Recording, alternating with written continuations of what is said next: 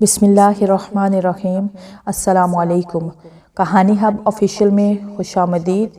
آج پھر دوستوں میں آپ کے لیے ایک بہت ہی اچھی اور سچی کہانی لے کر آئی ہوں۔ نئے آنے والے دوستوں سے گزارش ہے کہ وہ میرا چینل کو سبسکرائب کریں اور بیل آئیکن کو پریس کریں۔ تو چلیں بڑھتے ہیں کہانی کی جانب۔ وہ پورے چاند کی رات تھی۔ آسمان پر بادلوں کا ایک ہجوم سا تھا، جیسے وہ سب چاند کے مکمل جوبن کو دیکھ کر مدہوش ہو گئے ہوں۔ وقفے وقفے سے چاند کو اپنے گھیرے میں لیتے تو فضا میں تاریکی سی چھا جاتی۔ کبھی کبھی چاند خود کو بادلوں کے گھیرے سے باہر نکال لیتا اور پھر اپنی چاندنی زمین پر بکھیرنے لگتا۔ ہلکی ہلکی ہوا موسم میں ہنکی بڑھا رہی تھی۔ لوگ گرم رضائیوں میں دبکے راحت کی وادیوں کی سیر کر رہے تھے۔ گرمیوں میں امیر لوگوں کا فل اے سی کی وجہ سے مزہ ہوتا ہے۔ رات کے اس پہر وسیع و عریض رقبے پر پھیلی ہوئی کوٹھی کے لان کے سرسبز پودوں میں بے چینی کا تلاطم برپا تھا۔ کوئی ہرے پتوں میں کلبلاتی ہوئی سرگردان پھر رہی تھی۔ پتوں میں اس ہلچل کو اگر کوئی جاگنے والا فرد دیکھ لیتا تو ہراساں ہو جاتا۔ بالآخر اس چیز نے پتوں میں سے سر نکال کر باہر کا جائزہ لیا۔ دو ننھی ننھی چمکتی آنکھیں پتوں سے نمودار ہوئی تھی اور گردو پیش کا جائزہ لینے لگی۔ سبز گھنے پتوں سے جھانکتی شعلہ بار دو ننھی آنکھیں محفوظ ماحول کو دیکھ کر وہ پتوں کی اوٹ سے نکلی اور رینگتی ہوئی کوٹھی کے اندرونی حصوں کی جانب بڑھنے لگی۔ کسی چیز کی تیز مہک اسے کچن کی طرف کھینچے جا رہی تھی۔ بہرحال وہ سونگتا ہوا کچن کے اندر داخل ہوا۔ اب وہ پل بھر کو رک کر ایک بار پھر ارد گرد دیکھ رہا تھا، جیسے کچھ کھوج رہا ہو۔ خیر اس کی نظر اپنی من چاہی چیز پر پڑ گئی تو وہ جیسے کھل اٹھا۔ فوراً رینگتے ہوئے اپنا رخ چھوٹے صاحب کی طرف کر دیا، جس میں ٹھنڈا دودھ موجود تھا۔ کسی نے احتیاط سے مگ میں دودھ رکھا ہوا تھا۔ وہ سنہری رنگت کا ایک چھوٹا سا سام تھا۔ اس کی لمبائی بمشکل چند انچ تھی۔ بہرحال بڑی کوشش کے بعد وہ مگ پر چڑھ گیا اور دودھ پینے لگا، اور پھر وہ اپنا بیلنس نہ رکھتے ہوئے اچانک مگ میں گر پڑا۔ مگ سے نکلنے کی اس نے بہت کوشش کی، مگر چند انچ پر مشتمل وہ سانپ مگ سے باہر نہ نکل سکا۔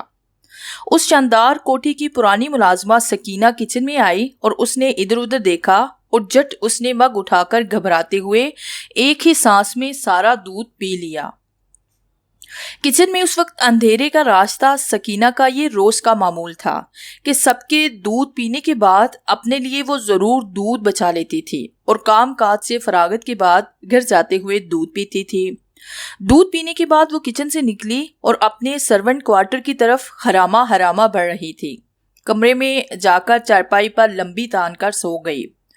رات اپنی چادر آہستہ آہستہ سمیٹ رہی تھی۔ افق پر صبح کے اجالے نمودار ہونے کو تھے۔ اس علاقے میں چند عالیشان گھروں کے علاوہ کچے پکے مکانات بھی تھے۔ دائیں طرف جھونپڑیوں کی بھی چھوٹی سی قطار تھی۔ غرض کہ اس علاقے میں مالی لحاظ سے ہر طرح کے افراد رہائش پذیر تھے۔ البتہ نیلے رنگ کے پتھروں والی وہ کوٹھی سب سے نمایاں تھی، جس کے نیلے پتھر رات میں ہیروں کی طرح جگمگاتے تھے اور جس کے در و دیوار کو آدھے سے زیادہ سرسبز درختوں، پتوں اور پودوں نے ڈھک رکھا تھا۔ اس کوٹھی کی خوبصورتی کے باعث اس میں بسنے والے افراد کے متعلق کہا جاتا تھا کہ وہ دنیا میں ہی جنت میں رہتے ہیں۔ صبح کی کرنیں اس کوٹھی کے نقش و نگار کو اور نمایاں کر رہی تھی۔ بالائی منزل پر واقع کمرے کے بھاری پردوں سے ہلکی روشنی اندر داخل ہو رہی تھی۔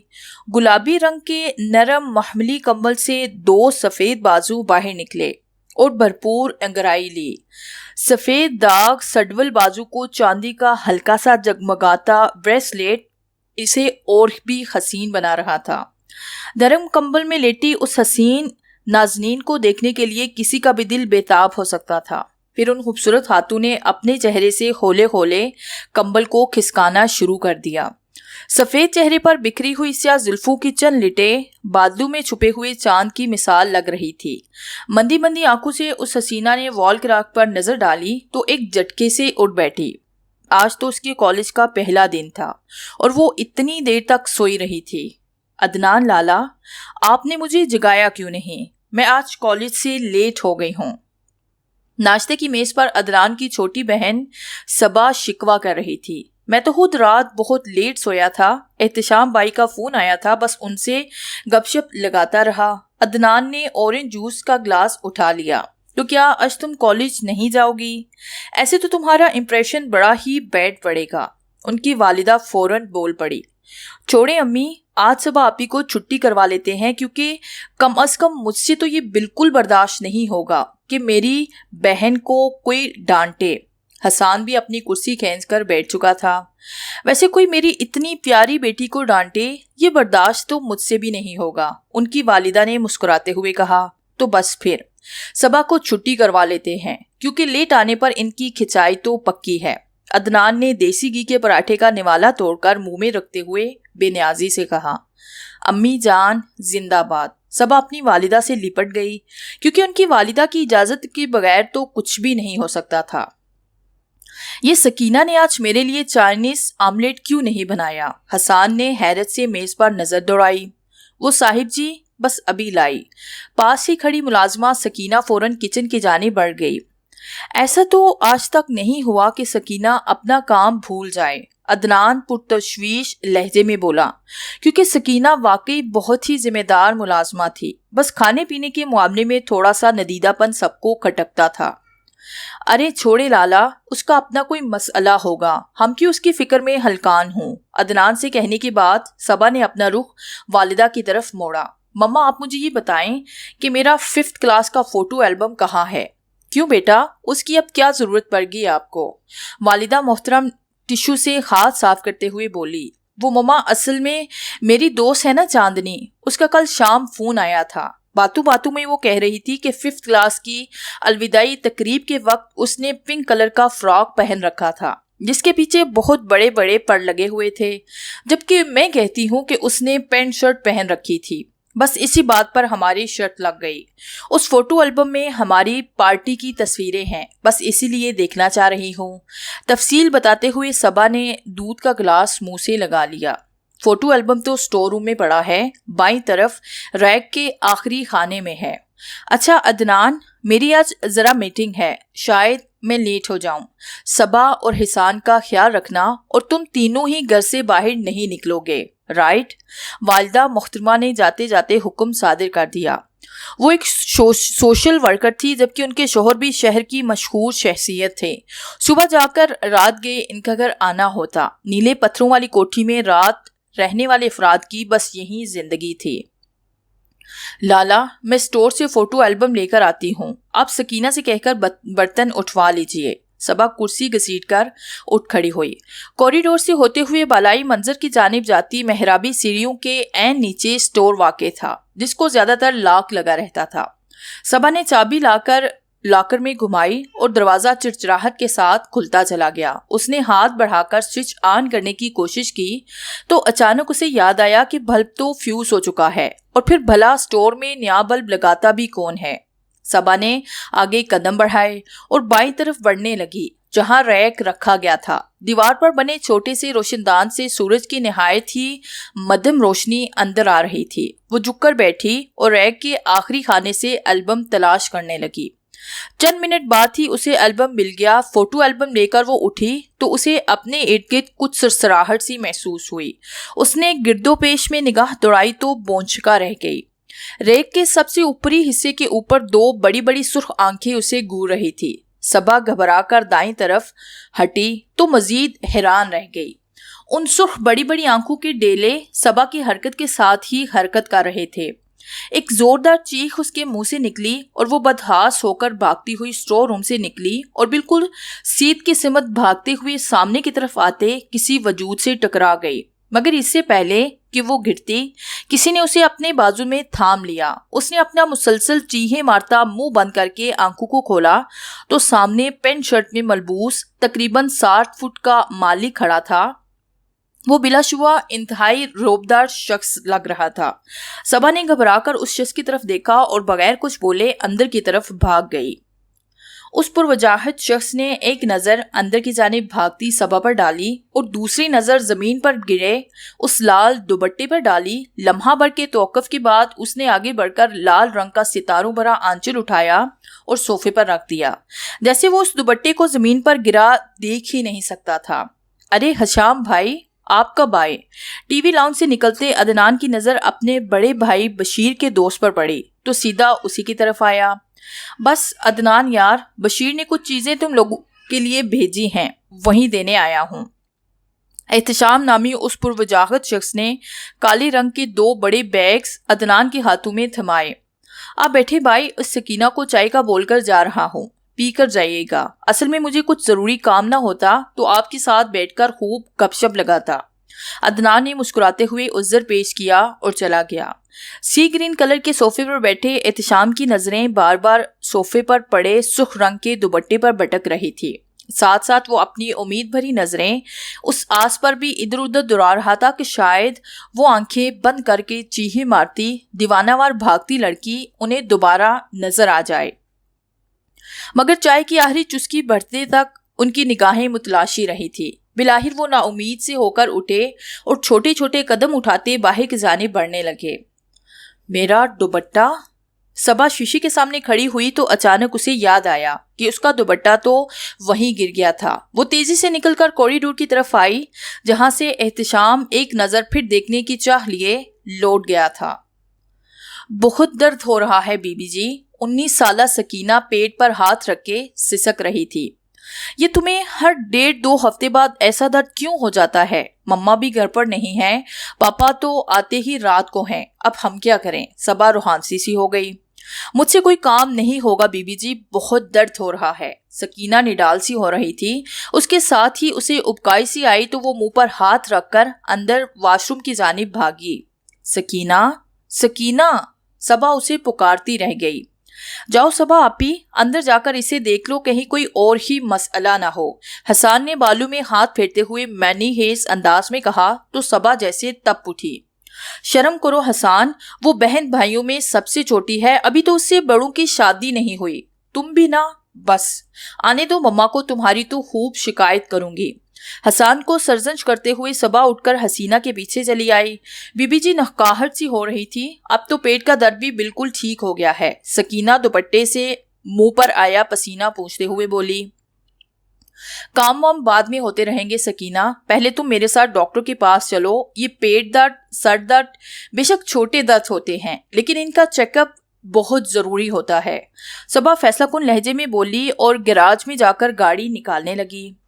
آپ مریضہ کی کیا لگتی ہیں؟ ڈاکٹرنی نے سوالیہ نظروں سے صبا کی طرف دیکھا۔ ڈاکٹر صاحبہ، سکینہ کے والدین گاؤں میں ہوتے ہیں، بیماری اور بڑھاپے کے باعث کام کاج کے قابل نہیں، اس کے بڑے بہن بھائی تو قریبی کوٹھیوں میں کام کرتے ہیں اور یہ ہمارے گھر کام کرتی ہے۔ صبا نے تفصیل بتائی۔ مبارک ہو آپ کو، شی از پریگننٹ۔ ڈاکٹرنی کے الفاظ گویا بجلی بن کر صبا پر برسے۔ رات میں صبا اپنی بستر پر لیٹی کروٹ پر کروٹ بدل رہی تھی، اس کی آنکھوں سے نیند کوسوں دور تھی۔ اس کی سمجھ میں نہیں آ رہا تھا کہ وہ یہ بات سکینہ یا کسی دوسرے فرد کو کس طرح بتائے۔ بستر پر پڑی وہ چھت کو گھوڑے جا رہی تھی۔ مجھے کم از کم سکینہ سے اس معاملے میں بات کرنی چاہیے، ایک خیال اس کے ذہن میں آیا اور وہ بستر سے اٹھ کر دروازے کی جانب بڑھی۔ جو ہی اس نے دروازہ کھولا تو سامنے ایک لڑکی کھڑی تھی، بڑی بڑی سیاہ آنکھوں والی۔ صبا کو یاد آنے لگا کہ یہی آنکھیں اسے اسٹور روم میں ریک کے اوپر نظر آئی تھی۔ اس کے کھردرے بے جان بال آپس میں بری طرح سے الجھے ہوئے تھے۔ اچانک ہی اس نے اپنے پیر کمرے کے اندر رکھ دیے، اس کے پیروں میں سفید پھولوں کے گجرے پائل کی طرح بندھے ہوئے تھے۔ صبا خوف کے مارے پیچھے ہٹتی جا رہی تھی اور وہ لڑکی اس کی طرف بڑھے جا رہی تھی۔ بلاخر صبا کی پشت دیوار کے ساتھ لگ گئی، سانس اس کے گلے میں جیسے اٹک سی گئی۔ لڑکی اب صبا کے بالکل اوپر جھک گئی تھی۔ صبا نے خوف کی زیادتی کے باعث آنکھیں زور سے بھینچ لی۔ آنکھیں کھولو، آنکھیں کھولو۔ صبا کے اوپر جھکی وہ لڑکی دھیرے دھیرے بول رہی تھی۔ بولنے کی وجہ سے اس کے منہ سے سام کی سی پتلی زبان بار بار نکل رہی تھی جسے وہ اندر کرتی تھی۔ اگر اس کی زبان صبا دیکھ لیتی تو اس کے رہے سہے اوسان بھی خطا ہو جاتے۔ بہرحال لڑکی کے کہنے پر صبا نے اپنی آنکھیں کھول دی تو دم بخود رہ گئی۔ اس خوفناک لڑکی کی بڑی بڑی سیاہ آنکھوں میں نیلا رنگ گھلنے لگا تھا۔ اس کی آنکھیں سیاہ سے نیلی ہوتی جا رہی تھی اور اس کے الجھے ہوئے کھردرے بال اپنے آپ ہی سمٹ کر اس کے سر پر اگٹھے ہو کر کوئی شکل بنا رہے تھے۔ صبا پھٹی پھٹی آنکھوں کے ساتھ سارا منظر دیکھ رہی تھی۔ اب اس پر اسرار لڑکی کے سر پر اسی کے کھردرے بالوں کا بہت بڑا پھن بن چکا تھا اور اس کی آنکھیں بھی مکمل طور پر نیلی ہو چکی تھی۔ کوئی بھی بڑے سے بڑا دل والا وہ منظر برداشت نہیں کر سکتا تھا۔ صبا تو پھر ایک دھان پان سی لڑکی تھی، وہ مکمل طور پر بے ہوش ہونے کو تھی۔ اسی لمحے اس کے کمرے کا دروازہ کھلا اور سکینہ دودھ کا گلاس ہاتھ میں تھامے اندر داخل ہوئی۔ صبا کے اوپر جھکی لڑکی نے تڑپ کر پیچھے کی طرف دیکھا اور فوراً ہی اس کی شکل تبدیل ہونے لگی۔ دیوار کے ساتھ لگی صبا زمین پر بیٹھتی چلی گئی۔ سکینہ نے دودھ کا گلاس میز پر رکھا اور بھاگ کر اسی جانب آئی۔ بے ہوش ہونے سے پہلے بند ہوتی آنکھوں کے ساتھ صبا نے اتنا ضرور دیکھا تھا کہ اس لڑکی کی شکل اب لمبے سے سام میں بدل گئی تھی۔ جاتے جاتے سام نے صبا کے پاس بیٹھی ہوئی سکینہ کے پیروں کو اپنے پھن سے چھوا تھا، جیسے اس نے ان پیروں کو بھوسا دیا ہو۔ صبح کے وقت صبا نے اپنے بھائی کے سامنے بیٹھ کر سارا واقعہ بیان کر دیا۔ لڑکی کا ایک دم سے سام بن جانا، واہ، یوں لگتا ہے کوئی زبردست کہانی پڑھ رہے ہوں۔ عدنان نے صبا کی بات کا مذاق اڑاتے ہوئے کہا، میں سچ کہہ رہی ہوں لالا، اگر سکینہ نہ آتی تو نہ جانے وہ لڑکی میرا کیا حشر کر دیتی۔ سہمی سہمی سی صبا کے دائیں طرف عدنان اور بائیں طرف حسان بیٹھا تھا۔ نہ یقین کرو آپ دونوں میری بات کا، شام کو کراچی سے بشیر بھائی کا فون آئے گا نا، دیکھنا وہ کیسے ایک دم میری بات کا یقین کریں گے اور بھابھی اور اسماعیل کو لے کر تم دونوں کی ڈانٹ ڈپٹ کے لیے دوڑے چلے آئیں گے۔ صبا نے مان سے اپنے سب سے بڑے بھائی کا ذکر کیا جو روزگار کے سلسلے میں اپنی بیوی اور بیٹے اسماعیل کے ساتھ کراچی میں رہتے تھے۔ تینوں بہن بھائی کافی دیر تک بحث کرتے رہے اور ہنستے رہے۔ باتوں باتوں میں اسے حسینہ کا خیال آیا تو وہ اٹھ کر سیدھا سرونٹ کوارٹر کی جانب چلی گئی۔ سکینہ چارپائی پر پڑی ہوئی چھت کو گھورے جا رہی تھی۔ وہ ارد گرد کے ماحول سے بالکل لا تعلق لگ رہی تھی۔ اس کے عین سرہانے غالباً اس کی کوئی دوست آئی ہوئی تھی جو اس کے سرہانے بیٹھی اسے تکے جا رہی تھی۔ اس کی کمر پر بالوں کی چوٹی گوندی ہوئی تھی۔ صبا نے سکینہ کو ڈسٹرب کرنا ضروری نہیں سمجھا اور قریب جا کر اس دوست کے کندھے پر ہاتھ رکھا۔ لڑکی نے جو ہی مڑ کر صبا کی جانب دیکھا تو صبا کی گگی بن گئی۔ یہ تو وہی لڑکی تھی، بڑی بڑی سیاہ آنکھوں والی۔ صبا فوراً پیچھے ہٹی۔ ہر دفعہ مجھے تنگ کر دیتی ہے، لڑکی نے اچک کر اس کی گردن پکڑ لی۔ اس لڑکی کی ہتھیلیاں نہایت چھوٹی جبکہ انگلیوں کا سائز ہاتھ سے لمبا تھا۔ اس کے حلق سے آواز کے ساتھ ہی سیٹیاں نکل رہی تھی اور سام جیسی دو شاہ زبان بار بار لبوں سے باہر نکل رہی تھی۔ صبا کی گوٹی گوٹی چیخیں سن کر سکینہ نے کروٹ لی اور فوراً اٹھ کھڑی ہوئی۔ صبا کو بہت حیرت ہو رہی تھی کہ سکینہ اس لڑکی سے بالکل انجان لگ رہی تھی، جیسے وہ اسے نظر ہی نہ آ رہی ہو۔ لڑکی سکینہ کو دیکھتے ہی ایک بار پھر ہوا میں تحلیل ہو کر لمبے سے سانپ کی جوبن میں آ گئی۔ سانپ نے سکینہ کے پیروں کو پہلے کی طرح ایک بار پھر بوسہ دیا اور کونے والی پتلی نالی سے نکل گیا۔ کیا ہوا بی بی جی آپ کو؟ سکینہ حیران پریشان سی صبا کو سنبھال رہی تھی۔ وہ اس بات سے قطعی طور پر لا علم تھی کہ کوئی سانپ اس کے پیروں کا بوسہ لے کر جاتا ہے۔ کچھ نہیں، بس یوں ہی دل گھبرا گیا تھا۔ صبا نے فوراً گھڑے میں سے مٹی کے پیالے میں پانی اڈیلا اور گٹا گٹ پینے لگی۔ پانی پیتے ہوئے ایک سوال اس کے حلق میں پھانس کی طرح چبھ رہا تھا کہ آخر یہ لڑکی طبی سے کیوں نظر آتی ہے جب وہ سکینہ سے اس کی حالت کے متعلق سوال کرنے آتی ہے؟ یہ معمہ اس سے حل نہیں ہو رہا تھا۔ اس نے چپ کر کے پانی پیا اور خالی سی نظر سکینہ پر ڈال کر واپس کوٹھی کی طرف آ گئی۔ سورج کی رو پہلی دھوپ اپنی کرنوں سمیت آنگن میں اتر رہی تھی۔ راکنگ چیئر پر ایستادہ چہرے پر اخبار پھیلائے احتشام بہت دور کہیں کھوئے ہوئے تھے۔ اس خوفزدہ چہرے والی لڑکی نے پہلے دن سے ان کی نیندیں چرا رکھی تھی۔ بشیر سے ان کی بہت گہری دوستی تھی، مگر اپنے دوست کی عدم موجودگی میں وہ ان کے گھر آخر کس بہانے سے جاتے؟ وہ تو اس محجبین کا نام تک نہیں جانتے تھے۔ وہ ابھی انہی یادوں میں کھوئے ہوئے تھے کہ ہمسائے کے گھر سے تیز میوزک کی آوازیں آنے لگی۔ وہ اکثر اپنی صبح کی ابتدا میوزک سے کرتے تھے۔ احتشام کو اپنے پڑوسیوں کی اس عادت سے شروع سے ہی چڑ تھی۔ وہ بار بار اپنے پڑوسیوں سے کہہ چکے تھے کہ صبح کی ابتدا گانوں کی بجائے اللہ پاک کے بابرکت نام سے کرنی چاہیے، مگر آج کل کے دور میں کوئی کسی کی بھلا کہاں سنتا ہے۔ احتشام نے بیزار ہو کر اخبار سمیٹا اور راکنگ چیئر سے اٹھنے ہی لگے تھے کہ گانے کے الفاظ نے ان کے دل کے تاروں کو چھو لیا۔ گانے کے بول کچھ یوں تھے: ہاتھوں کی لکیروں پر لکھا ہے تیرا میرا دل کا رشتہ ہے، जाने ये गाना सुनकर एहतिशाम के मन में वो परेशान चेहरा लिए लड़की का अक्स क्यों उभर आया। उसके साथ ही लम्हे के 1000वें हिस्से में वो गाड़ी की चाबियां उठाकर गैराज की जानिब बढ़ गया। सुबह की नमाज पढ़कर सबा अपने कमरे में जा रही थी कि उसकी नज़र किचन में नाश्ते की तैयारियों में मसरूफ सकीना पर पड़ी। उसने अपना रुख किचन की जानिब कर लिया जहां सकीना आटा गूंद रही थी। आजकल इसके जिस्मानी नशीबो फराज में काफ़ी फ़र्क आ चुका था, लेकिन वो अनपढ़ लड़की इससे बिल्कुल गाफिल थी। तुम्हारे पेट में काफ़ी दिनों से दर्द नहीं हुआ सकीना? बात शुरू करने के लिए सबा शेल्फ पर रखे बर्तनों से छेड़छाड़ करने लगी। हाँ बीबी जी, अब बस हल्का हल्का दर्द ही रहता है, वो तो मैं सह लेती हूँ। जब दर्द तेज होता है फिर मुझसे नहीं रहा जाता।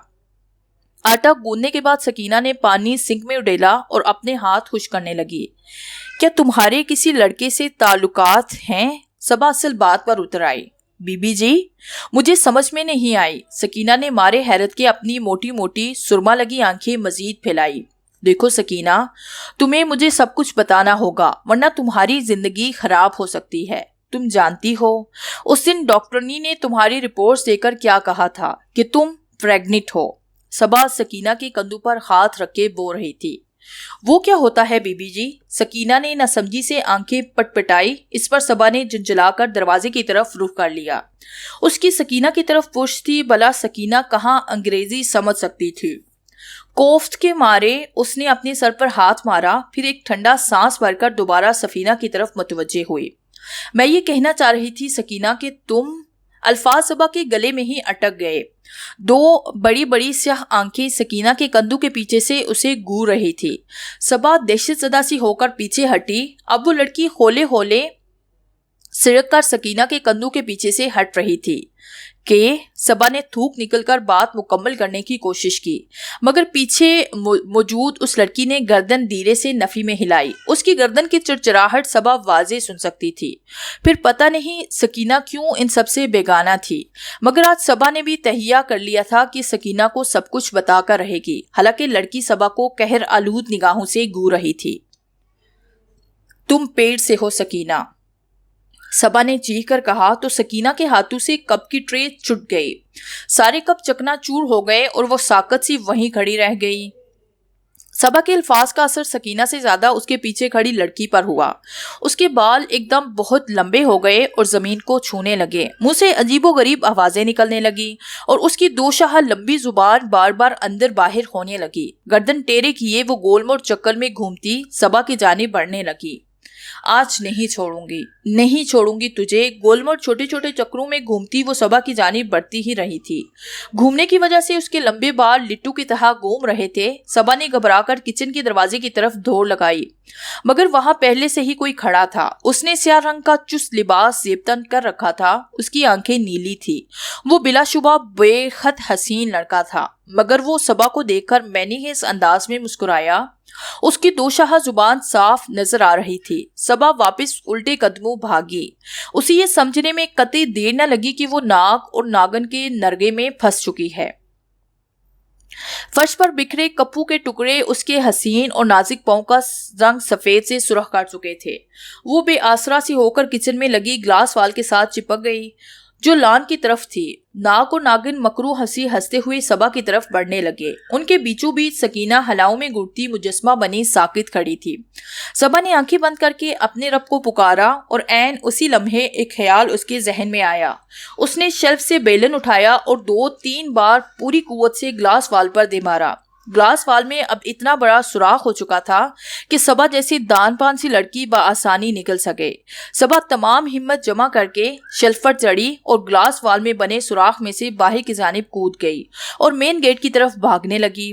खून में लितरा उसके सफेद और लाल पांव सरसब्ज घास पर अपना निशान छोड़ते जा रहे थे। गेट क्रॉस करके वो जूं ही सड़क पर आई तो सामने से आती पराडो से टकरा गई। कौन है आप? जानती हैं, अगर मैं ऐन वक्त पर गाड़ी ना रोकता तो आप कहाँ होती? अंधी होकर चल रही थी क्या? नीचे बैठी निढाल सी लड़की जूं ही उठकर खड़ी हुई। बुलंद कामत एहतिशाम के अल्फाज खलक में ही अटक गए और यकटक उस मोहनी सूरत को देखने लगा। آپ وہی ہیں نا جو اس دن ہمارے گھر آئے تھے، بشیر بھائی کے دوست؟ آپ پلیز مجھے یہاں سے لے چلیں، وہ میرے پیچھے ہی آ رہے ہوں گے، پلیز مجھے یہاں سے دور لے چلے۔ صبا کے پسینے زدہ چہرے پر آنسو ڈھلک کر اسے اور نم بنا رہے تھے۔ احتشام منہ کھولے اس کے چہرے کی معصومیت میں ہی کھوئے ہوئے تھا کہ صبا نے اپنے بازو سے پکڑ کر اسے جھنجھوڑ ڈالا۔ میں جو کہہ رہی ہوں آپ کیوں نہیں سن رہے؟ آخر دو موٹے موٹے سانپوں کو لان کی تاشیدہ گھاس پر تیرتا دیکھ کر وہ چیخ ہی تو پڑی تھی۔ احتشام کو جیسے ہوش سا آیا تھا۔ انہوں نے تیزی سے صبا کے لیے فرنٹ سیٹ کا دروازہ کھولا اور خود ڈرائیونگ سیٹ پر بیٹھ کر پراڈو تیزی سے آگے بڑھا دی۔ صبا نے سیٹ کی پشت سے ٹیک لگا کر آنکھیں موند لی۔ اس کی سانسیں تیز تیز چل رہی تھی، زخمی پیروں سے خون رس رہا تھا۔ احتشام کا بہت دل چاہا کہ وہ اپنی جیب سے رومال نکال کر اس لڑکی کے زخموں پر رکھ دے، مگر وہ اس سے پہلے کہ وہ لڑکی خوفزدہ تھی مزید خوفزدہ ہو جاتی۔ کتنا عجیب اتفاق تھا کہ وہ اس لڑکی سے جب بھی ملے اسے ایک کشمکش میں ہی دیکھا تھا۔ تھوڑی دیر بعد صبا نے آنکھیں کھول دی اور میرر سے باہر سرپٹ دوڑتی عمارتوں کو دیکھنے لگی تھی۔ جب احتشام نے سوال داغا تھا، کون لوگ آپ کے پیچھے لگے ہیں؟ لوگ؟ صبا نے حیرت سے ان کا سوال دہرایا۔ وہ لوگ تو نہیں ہیں، وہ تو… صبا کھوئی کھوئی سی بول رہی تھی، سہمی نظروں سے ادھر ادھر دیکھتے ہوئے۔ جب بیک میرر پر نظر پڑی تو اس کا دل اچھل کر حلق میں آ گیا۔ دو بڑے بڑے سانپ کار کی پچھلی سیٹ پر پھن پھیلائے بیٹھے تھے۔ صبا نے بے یقینی سے پیچھے مڑ کر دیکھا اور ایک فلک شگاف چیخ اس کے حلق سے برآمد ہوئی۔ احتشام نے فوراً مڑ کر اس کی سمت میں پیچھے دیکھا اور عین اسی لمحے اسٹیئرنگ بے قابو ہوا۔ ان کی گاڑی زوردار طریقے سے اچھلی اور سڑک سے نیچے ڈھلوان میں اتر چلی گئی۔ نیلے پتھروں والی کوٹھی کی فضا میں اگر بتیوں کی خوشبو رچی بسی تھی۔ حلقت تو خیر اتنی زیادہ اگٹھی نہ تھی، بس گھر کے دو چار افراد جو خاموشی سے سر جھکائے میت کے ارد گرد بیٹھے تھے۔ کچھ ہی دیر بعد گلی میں سے رونے اور چلانے کی آوازیں آنے لگی۔ میلے کپڑوں میں ملبوس تیل سے لتھڑے بالوں والی عورتیں سینے کو پیٹے ہوئے کوٹھی میں داخل ہو رہی تھی۔ عدنان اور حسان میت کے پاس والی جگہ ان کے لیے چھوڑ کر باہر پلی کے ساتھ آ کر کھڑے ہو گئے، جہاں ہرے پتوں کی بیل اوپر تک گئی ہوئی تھی۔ بستی والے سکینہ کا جستحاقی لینے آئے تھے۔ وہ معصوم لڑکی بدنامی اور خوف کے ڈر سے خودکشی کر چکی تھی، یہ جانتے ہوئے بھی کہ وہ بالکل بے قصور ہے۔ اس نے ایسا کچھ بھی نہیں کیا، پھر آخر اس کی حالت ایسے کیوں ہوئی؟ یہ سوال وہ اپنے ساتھ لیے ہمیشہ کے لیے رخصت ہو چکی تھی۔ صبا کے والدین انتہائی پریشان تھے۔ بشیر بھائی بھی بھابھی اور اسماعیل کو لے کر کراچی سے آ گئے تھے۔ عدنان اور حسان الگ رونی صورتیں بنائے بیٹھے تھے۔ گھر میں سوگواری کا عالم طاری تھا۔ آخر میری بچی صبا کدھر گئی؟ کیسے رہوں گی میں اپنی بچی کے بغیر؟ والدہ بیٹی کی جدائی میں رو رو کر ہلکان ہوئے جا رہی تھی۔ امی آپ فکر مت کریں اور اللہ پر بھروسہ رکھیں، دیکھنا ہماری گڑیا کیسے ہنستی مسکراتی واپس آ جائے گی۔ بشیر بھائی نے اسماعیل کو گود سے اتارا۔ انشاءاللہ بھائی۔ حسان کے چہرے سے اداسی ٹپک رہی تھی۔ کچن کی ٹوٹی ہوئی گلاس وال، پھر لان میں کسی کے خون آلود پیروں کے نشانات، یہ سب چیزیں معمول کے مطابق نہیں ہیں، کسی اوپری طاقت کا کرتا دھرتا لگتا ہے۔ عدنان پرتشویش ہوا۔ آج کل کے دور میں بشیر بھائی ابھی بول ہی رہے تھے کہ عدنان نے انہیں ہاتھ کے اشارے سے چپ کروا دیا اور سب گھر والوں کو صبا کے خوف کے بارے میں بتانے لگے۔ حسان بھی اس میں برابر کا شریک ہوا، کیونکہ صبا نے اسٹور روم میں دیکھی جانے والی آنکھیں، اس کے بعد اپنے کمرے میں اس پر اسرار لڑکی کا موجود ہونا، پھر اچانک سانپ بن جانا، یہ دونوں واقعات صبا نے عدنان اور حسان سے شیئر کیے تھے، مگر تب انہوں نے اس کی بات کا یقین نہیں کیا تھا اور اب بری طرح سے پچھتا رہے تھے۔ پاپا مجھے نہیں پتا صبا آنٹی کو لے کر آئیں کہیں سے بھی، وہ میرے ساتھ فٹ بال بھی کھیلتی تھی، مجھے چاکلیٹس بھی کھلاتی تھی اور مجھے پارک میں بھی لے کر جاتی تھی۔ مجھے نہیں پتا پاپا، صبا آنٹی کو لے کر آئیں، میں نے ان کے ساتھ کھیلنا ہے۔ ننھا اسماعیل مسلسل ضد کیے جا رہا تھا۔ بشیر بھائی نے اسے اپنے سینے سے لگا کر بھینچ لیا۔ صبا مسکراتی ہنستی واپس آ جائے گی، اسے ایک ماں کی دعا واپس لائے گی، والدہ نے کہا اور اٹھ کر وضو کی غرض سے واش روم کی طرف چلی گئی۔ کچھ ہی دیر پر وہ وضو کر کے لوٹ آئی۔ لیونگ روم میں سب یوں ہی بیٹھے تھے جیسے پہلے تھے۔ اب مجھے کوئی ڈسٹرب نہ کرے، میں اپنے اللہ کے حضور تب تک جھکی رہوں گی جب تک وہ میری بچی کو صحیح سلامت نہیں لے آتا، والدہ نے کہا اور دوپٹہ سر پر اچھی طرح اوڑھ کر اپنے کمرے میں چلی گئی۔ सब लोग यूं ही सर झुकाए बैठे रह गए। नहीं छोड़ूंगी तुझे मैं, मेरा बच्चा मार दिया तूने। कहा था अगर उस कन्या के पेट में मेरा बच्चा पलता रहता और अपनी मिद्दत पूरी होने पर बाहर निकल आता। तूने मेरे नन्हे बच्चे का अंत करके अच्छा नहीं किया। तूने उस कन्या को सब कुछ बताकर अच्छा नहीं किया। उसने अपना अंत कर लिया है और साथ ही मेरे बच्चे का भी अंत हो गया है। नागिन मुंह फाड़ फाड़ कर दाड़े मार रही थी कि उसके ऐन सामने सबा दीवार से चिपकी बैठी थी। उस अंधेरे कमरे में कोई दरवाजा न था, बस चारों तरफ दीवारें ही दीवारें थी। बाहर निकलने का कोई रास्ता न था। मेरे बच्चे का तो अंत हो गया, मगर तेरा अंत मैं इतनी आसानी से नहीं होने दूंगी। तेरा जीवन तेरे लिए मुश्किल कर दूंगी। वो गला फाड़ फाड़ कर चीख रही थी। सबा के तो जैसे काटो तो बदन में लहू नहीं था। उसी लम्हे तारीक कमरे में बगोला सा नमूदार हुआ और उसी स्याह नाग की शक्ल लेने लगा। नाग तो देखते ही लड़की अपना गुस्सा और कुर्ब भूलकर वापस नागिन की जून में आने लगी और दोनों ही बारीक नाली से बाहर निकल गए। एहतशाम को होश आया तो वो मिट्टी के चटियल मैदान में पड़ा था। उसने घबरा कर देखा तो पुराने जमाने की एक पुरानी गाड़ी नजदीक ही खड़ी थी। उसमें पेट्रोल भी था। उसने खड़े होकर गाड़ी का जायजा लिया। उसका मालिक दूर दूर तक नजर नहीं आ रहा था। एहतशाम दरवाजा खोलकर ड्राइविंग सीट पर बैठ गया। उसकी प्राडो तो जाने कहाँ गायब हो चुकी थी। ड्राइव करते हुए उसे वो लम्हात याद आने लगी कि कैसे छुपे मौजूद दोनों सांपों ने उन्हें और सबा को तबाह होती गाड़ी से बाहर उछाला था, और उन सांपों में इतनी ताकत जाने कहां से आ गई थी। उसके बाद सबा को कोई अता पता न था और वो पुरानी तर्ज की गाड़ी में शहर की तरफ रवां दवा था। अलबत्ता उसका दिल और उसकी आंखें कहीं खोई हुई थी। ऐ शहद जैसी रंगत वाली लड़की, तुम न जाने आज फिर कहाँ खो गई हो। वो पल आखिर कब आएंगे जब तुम अपनी तमाम तर खौफ ज़दा और तमाम तर खलाकियां भुलाकर पूरे चांद की रात को मेरे पहलू में बैठोगी और हम दोनों देर तक 14वीं के चांद से बातें करेंगे। एहतशाम को इतना यकीन तो पक्का हो चला था कि वो खौफजदा चेहरे वाली लड़की जिसकी मासूम हुस्ने उस पर तिलिस्म का रखा है, जरूर किसी मुसीबत में है। वो जल्द से जल्द सबा के घर वालों से बात करना चाहता था। अम्मी आखिर अब कब तक नहीं खाएंगी? सबा आपी को कुछ नहीं होगा, मैं अल्लाह से उनके लिए दुआ करता हूँ। हसान पकोड़े की प्लेट पकड़े अपनी वालिदा के पास आ बैठा था। सिर्फ दुआओं से काम नहीं चलेगा हसान। अंदर आते ही एहतशाम की आवाज पर वालिदा और हसान ने चौंक कर देखा। एहतशाम ने गाड़ी के सफर की सारी दास्तान उनकी गोशगुजार कर दी। ये भी बताया कि किस तरह सबा खून आलूद पैरों के साथ उसकी तरफ से भागती हुई आई थी। 2 मोटे मोटे और लंबे सांपों का उसके पीछे गाड़ी तक पहुंच जाना। हमें किसी की मदद लेनी पड़ेगी, अदनान फैसला कुन लहजे में बोला, और मैं अच्छी तरह जानती हूँ कि हमारी मदद कौन कर सकता है। वालिदा कुछ सोचकर उठ खड़ी हुई और फोन पर कोई नंबर मिलाने लगी। उधर स्याह नाग ने अपना भारी सा फन उठाया और पूरी ताकत से सबा के पैर पर दे मारा। सबा ने अपना पैर पकड़कर जोरदार चीख मारी। उसका रंग अचानक नीला पड़ने लगा। उसके फौरन बाद ही दूसरा सांप आगे बढ़ा और सबा के पैर से जहर चूसने लगा। ये सारा अमल सबा के लिए बहुत ही तकलीफ दे था। वो दर्द की लहरों से दोरी हो रही थी। तुझे ये तकलीफ बार बार सहनी होगी कन्या। तेरी जिंदगी का अंत एक दफा हम नहीं कर सके। तुझे तड़पा तड़पा कर मारेंगे हम। तारीक कमरे में नागन की बफरी हुई आवाज गूंज रही थी। मेरा बच्चा, नागन की दर्द में डूबी आवाज एक बार फिर सुनाई दी। सबा ने एक बात नोट की थी कि नागन की आंखें वैसे तो बड़ी बड़ी स्याह रंग की थी, मगर जब वो तैश और गुस्से के आलम में आती तो उसकी आंखों में नीलाहट उभरने लगती थी। उस तारीक कमरे में कोई दरवाजा न था। चारों तरफ बड़े बड़े स्याह पत्थर लगे थे जो हमा वक्त सबा का मुंह चिराते रहते थे। एहतशाम ने मतलूबा पते पर आकर गाड़ी रोकी। एक शख्स दूर से उन्हें दरख्तों के दरमियान बैठा नजर आ रहा था। लिबास के नाम पर उसने सिर्फ एक झांगिया पहन रखा था। वो अपनी धुन में मगन था। एहतशाम, अदनान और हसान उसके पास जाकर बैठे और उसे सारी रुदात सुना डाली। बूढ़े ने कहा, बाबा क्या वो सांप हमारी बहन? और हसान ने बात अधूरी छोड़ दी।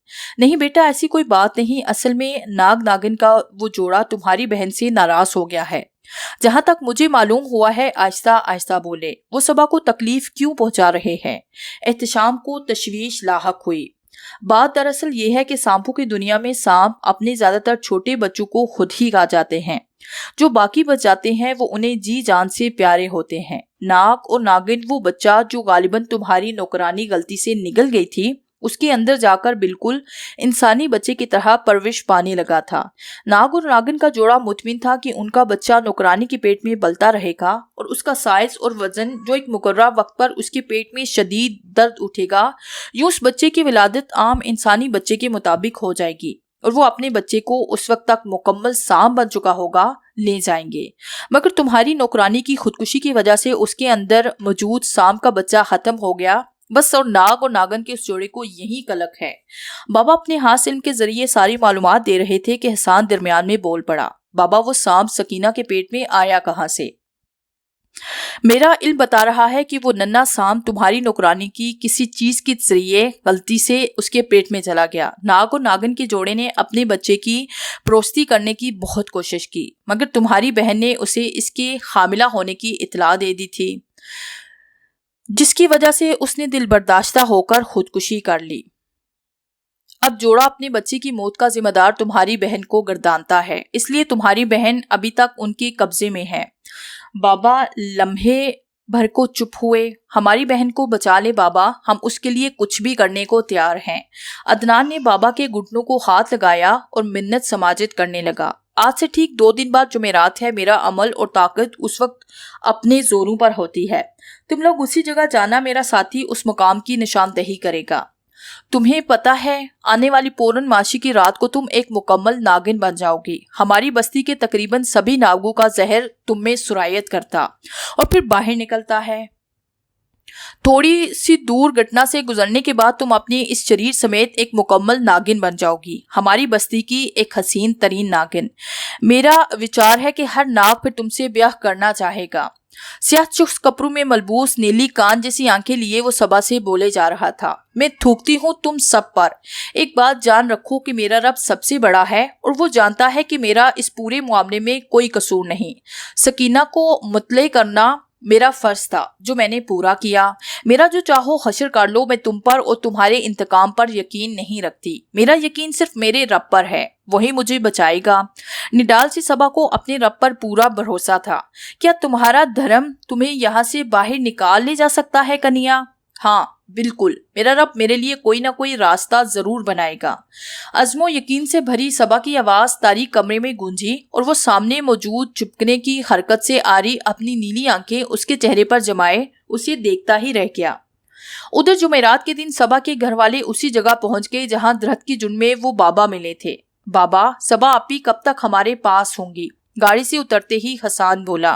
صبر کرو بچہ، اللہ صبر کرنے والوں کو پسند کرتا ہے۔ مجھے اپنے ساتھی کو اندر بلانے دو، پھر ہم سب اس کی رہنمائی میں آگے بڑھیں گے۔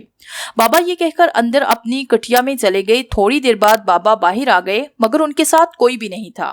چلو بچوں، جلدی چلو، اس سے پہلے کہ جمعرات کی گھڑی بیت جائے۔ بابا ایک ہاتھ سمت کو تیز سے چلنے لگے۔ مگر بابا، آپ کا ساتھی کہاں ہے جس نے ہمیں راستہ بتاتا تھا؟ عدنان حیرت زدہ ہو کر بولا۔ وہ ہمیں راستہ بتا رہا ہے بچہ۔ بابا نے مسکراتے ہوئے زمین کی طرف اشارہ کیا تو سب لوگ ایک دم دنگ رہ گئے۔ زمین پر ایک کنگ کوبرا تیزی سے بل کھاتا ہوا آگے کی طرف رینگ رہا تھا۔ 1.5-2 گھنٹے کی مسافت کے بعد وہ اپنے مطلوبہ آشیانے کے باہر کھڑے تھے۔ وہ ایک سیاہ رنگ کی گنبد نما چھوٹی سی عمارت تھی۔ اس کے اندر ہم کیسے داخل ہوں گے بابا؟ اس طرف تو دیواریں ہی دیواریں ہیں۔ احتشام عمارت کے چاروں طرف گھومتے ہوئے بولا، مگر فوراً ہی اسے چپ ہونا پڑا کیونکہ کنگ کوبرا ایک نالی کے ذریعے عمارت کے اندر داخل ہو رہا تھا۔ کمرے میں موجود صبا ایک دم گھبرا کر اٹھ کھڑی ہوئی۔ باریک نالی میں سے کنگ کوبرا اندر داخل ہو رہا تھا۔ اندر داخل ہو کر اس نے بڑے بڑے سیاہ پتھروں کی دیوار پر چڑھنا شروع کر دیا۔ پتھروں کی سطح نہایت کھردری تھی اور وہ قدرے باہر کو بھی ابھرے ہوئے تھے، اس لیے کنگ کوبرا کو دیوار پر چڑھنے میں آسانی ہو رہی تھی۔ کچھ اونچائی پر پہنچ کر اس نے ایک پتھر پر اپنا پھن زور سے مارا۔ پتھر کاغذ کے پرزے کی طرح نیچے آ گرا۔ اس کے فوراً بعد ہی ایک پورا تختہ نیچے آ گرا۔ چاند کی تیز روشنی چھن چھن کر کے اندر آنے لگی تو جیسے صبا کی آنکھوں کو بھی ٹھنڈک ملی۔ اتنا بڑا سوراخ دے کر صبا میں تو جیسے توانائی بڑھ گئی۔ وہ ہمت کر کے اٹھی اور آہستہ آہستہ چلتی ہوئی اس سوراخ کے پاس آئی اور قریب ٹوٹی ہوئی کرسی پر چڑھ کر اس سوراخ سے باہر نکل گئی۔ باہر اپنے گھر والوں کو دیکھ کر اس کی آنکھوں میں خوشی کے آنسو آ گئے۔ وہ بھاگ کر ان سے لپٹ جانا چاہتی تھی، مگر اس کے پیروں کو کسی زنجیر نے جکڑ لیا تھا، سیاہ رنگ کے ایک موٹے سے سام کی زنجیر نے۔ वो अपना तवाज़ुन बरकरार न रख सकी और नीचे गिर गई। अब वो नागिन अपना घेरा तंग कर रही थी और सबा के पैरों से होती हुई उसके दिल की तरफ बढ़ रही थी। सबा का रंग मारे दहशत के पीला पड़ चुका था। मुझे जाने दे बाबा, वो सबा को एहतिशाम सबा को बचाने के लिए आगे आया कि बाबा ने उसका हाथ थाम लिया। मेरा साथी ये काम कर देगा बच्चा, बाबा ने एहतिशाम से कहकर किंग कोबरा की आंखों में झांका, जो अब तरी कमरे से निकलकर वापस उनके पास आ चुका था। किंग कोबरा अपनी नन्ही आंखों से कुछ देर बाबा की आंखों में देखता रहा, फिर जैसे सारी बात समझकर तेजी से आगे रेंग गया। किंग कोबरा नागिन के बलू में लेटी सबा के पास पहुंचा था कि एक सिम से एक और लंबा सा भारी भरकम सांप रेंगता हुआ आया और वो गालिबन नाग था। किंग कोबरा जो नागिन से उलझ रहा था, उसने चौंक कर अपना फन नाग की तरफ उठाया। बाबा ने अपने साथी को मुश्किल में देखा तो अपनी पोटली से बीन निकाली और बचाना शुरू कर दी। नाग भीन की मधर पे झूमने शुरू हो गया। उसे अपने इर्द गिर्द का होश न रहा था। बाबा ने आगे बढ़कर बीन की धुन में मस्त नाग को पकड़कर पटारी में बंद कर दिया। किंग कोबरा के वार की वजह से नागिन सबा पर गिरफ्त ढीली करके उसे मुकम्मल तौर पर छोड़ चुकी थी। अब वो एक लड़की की जून में आ गई थी जो घुटनों के बल बैठी थी और खूनहार आंखों से किंग कोबरा को घूर रही थी, जैसे अभी उसे कच्चा चुबा जाएगी।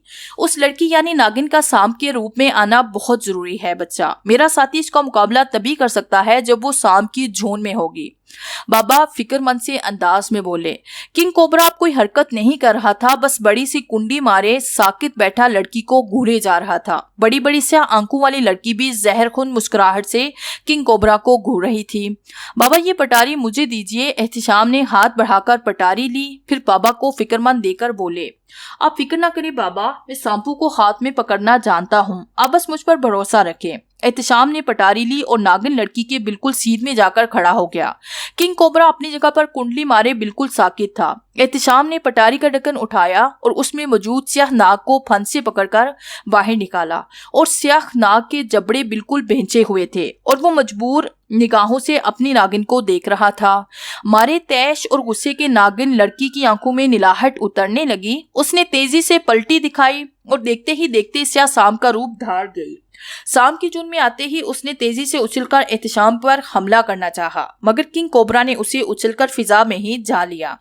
दोनों आपस में बुरी तरह से गुत्थम गुत्था हो गए। यहाँ से भाग चलते हैं भाई, अदनान और हिसान के पीछे खड़ी सहमी सी सबा ने कहा तो फौरन बाबा बोल उठे, नहीं बच्चा, इस नागिन को यूं आजाद नहीं छोड़ सकते, थोड़ी देर सब्र करो, मेरा साथी इसे जेल कर लेगा। नाग तो मेरे पास पटारी में बंद रहेगा तो तुम्हारी आइंदा जिंदगी में कोई मसला नहीं करेगा, मगर नागिन इतनी आसानी से कैद नहीं की जा सकती। बाबा आगे भी कुछ बताना चाहते थे मगर फौरन चुप हो गए और घबरा कर आगे बढ़े। जहां एहतिशाम किंग कोबरा को हाथों में लिए सर झुकाए बैठा था, जबकि उसके साथ ही एक स्याह रंग का मोटा सांप बिल्कुल मुर्दा और बेजान खून में लथपथ पड़ा था। किंग कोबरा की खाल जगह जगह से उधर गई थी, उसकी एक आंख भी जाया हो गई थी, वो बिल्कुल जाकनी के आलम में था। बाबा ने तड़पकर किंग कोबरा को छोटे बच्चे की तरह अपनी गोद में रखा। बाबा ने बचपन से ही इसे अपने बच्चे की तरह पाला था और आज वो बच्चा किंग कोबरा बनकर स्याह नागिन का खात्मा करके अपने मालिक की नजरों में सुरखरू हो चुका था। बाबा की गोद में आते ही किंग कोबरा को एकदम बेजान सा उसे झटका लगा, जैसे वो अपना आखिरी वक्त बाबा की गोद में गुजारना चाहता था। हमें अफसोस है बाबा कि आपका साथी अदनान अफसुर्दा सा हो गया। नहीं बच्चा, मेरा साथी तो अमर हो गया है। दूसरों की मदद करते हुए जो जान देते हैं वो बिलाशुबा अमर हो जाते हैं, बाबा ने कहा और किंग कोबरा के मुर्दा वजूद को संभाले और एक हाथ में पटारी पकड़ी वो एक तरफ को चल पड़े। एहतिशाम, अदनान, हसान और सबा भी अल्लाह का शुक्र अदा करते हुए गाड़ी में बैठे और नीले पत्थरों वाली कोठरी की जानिब गामजन हो गए।